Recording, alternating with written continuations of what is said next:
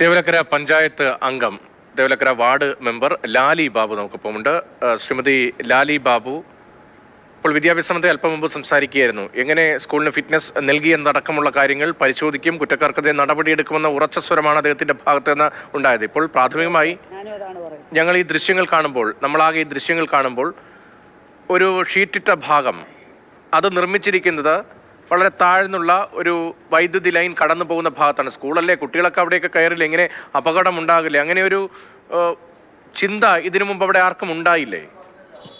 ഇതുവരെ സാറേ ഇത് ക്ലാസ്സിൽ കളിച്ചുകൊണ്ടിരിക്കുവായിരുന്നു. അവൻ സ്കൂളിൽ ക്ലാസ്സിൽ വന്ന് കളിച്ചുകൊണ്ടിരുന്ന സമയത്ത് ഇവന്റെ ചെരുപ്പ്, രണ്ട് പിള്ളേർ തമ്മിൽ കളിച്ചു. വേറൊരു പയ്യന്റെ ചെരുപ്പായിരുന്നു ഇവന്റെ കയ്യിൽ നിന്ന് ഇതിന്റെ മേളിലോട്ട്, ഷീറ്റിന്റെ മേളിലോട്ട് വീണു.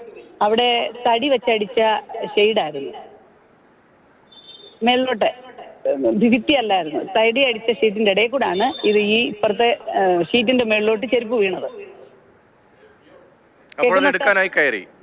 അതെടുക്കാനായിട്ട് കുഞ്ഞ് കയറാൻ പറ്റാത്ത ഒരു പലക വെച്ച് കയറി അവൻ അവിടെ കയറി ഷീറ്റ് എടുക്കാൻ കയറിയപ്പോഴത്തേനും അവിടെ കയറിയപ്പോഴത്തേനും വെള്ളം നനഞ്ഞിരുന്നത് തെന്നിയപ്പോഴത്തേനും ഇവൻ ലൈനെ പിടിച്ചു. അവന്റെ കയ്യിലെ കുറ്റമല്ല, ഇവൻ വിടാൻ വേണ്ടി പിടിച്ചപ്പോഴത്തേനും അവന് കറണ്ട് അടിച്ചു.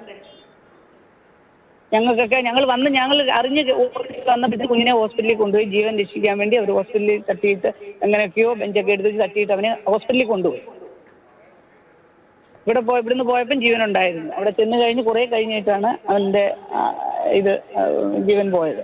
ഒരു കുഞ്ഞിനെ നഷ്ടപ്പെടുക എന്ന് പറയുമ്പോൾ നമുക്ക് എല്ലാവർക്കും തീരാ നഷ്ടമാണ്. സ്കൂളിലേക്ക് പെട്ടെന്ന് തന്നെ ആശുപത്രിയിൽ എത്തിക്കാൻ കഴിഞ്ഞു, പെട്ടെന്ന് ആശുപത്രിയിൽ എത്തിക്കാൻ കഴിഞ്ഞു. ആശുപത്രി ചെന്ന് കുറെ കഴിഞ്ഞതിന് ശേഷമാണ് ഞാൻ എൻ്റെ ഒരു സഹപ്രവർത്തനം കൂടെയാണ് എടുത്തുകൊണ്ട് പോയത്. ഇപ്പൊ പുള്ളിക്കാരനെ വിളിച്ചു ചോദിച്ചപ്പോൾ പറഞ്ഞു ആശയ്ക്ക് വഴിയില്ല, എന്നാലും ജീവനുണ്ട്, വേറെ എങ്ങോട്ടും കൊണ്ടുപോകാൻ പറയുന്നില്ലെന്ന് പറഞ്ഞു. അന്നേരം പിന്നെ ഞങ്ങൾക്ക് മനസ്സിലായി, ഞാൻ അവിടെ തന്നെ നമ്മുടെ ഡിസ്ട്രിക്ട് ഹോസ്പിറ്റലിൽ ശാസ്താംകോട്ടയാണ് കൊണ്ടുപോയത്. വളരെ അടുത്താണോ ആശുപത്രി? ആശുപത്രി അടുത്താ, നമ്മൾ ശാസ്താംകോട്ട. ഇവരുടെ ഒരു കുടുംബ പശ്ചാത്തലം എങ്ങനെയാണ്? ഈ കുട്ടിയുടെ വളരെ സാധാരണ നിലയിൽ നിന്ന് വരുന്നു എന്നാണ് അവിടെ നിന്നുള്ള ആളുകളുമായി സാധാരണ കുട്ടിയാണ്. ആണ് സാർ. ശരി, വളരെയധികം നന്ദി ലാലി ബാബു ഞങ്ങളോട് സംസാരിച്ചതിന്. തേവലക്കര സ്കൂളിലാണ് അപകടമുണ്ടായത്. സ്കൂളിലെ മേൽക്കൂരയിൽ കയറി അവിടെ നിന്ന് തെന്നി വീഴുന്നതിനിടയിൽ വൈദ്യുതി കമ്പിയിൽ പിടിച്ചാണ് വിദ്യാർത്ഥിക്ക് ഈ അപകടം സംഭവിച്ചത്. ഉടൻ തന്നെ ആശുപത്രിയിലേക്ക് എത്തിക്കാൻ സാധിച്ചു എങ്കിലും രക്ഷിക്കാൻ സാധിച്ചില്ല, മരണത്തിന് കീഴടങ്ങുകയായിരുന്നു.